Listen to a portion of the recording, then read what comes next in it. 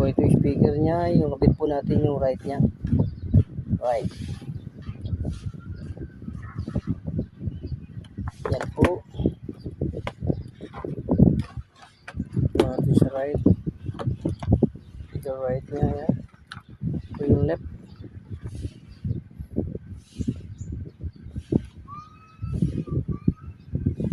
Ito po yung left speaker niya. Ito po yung isa ilaw. Ito po yung ilaw niya. Kapit po natin. Yan po. Mounting na po natin paharap. Yan, dito po yung battery. Yan.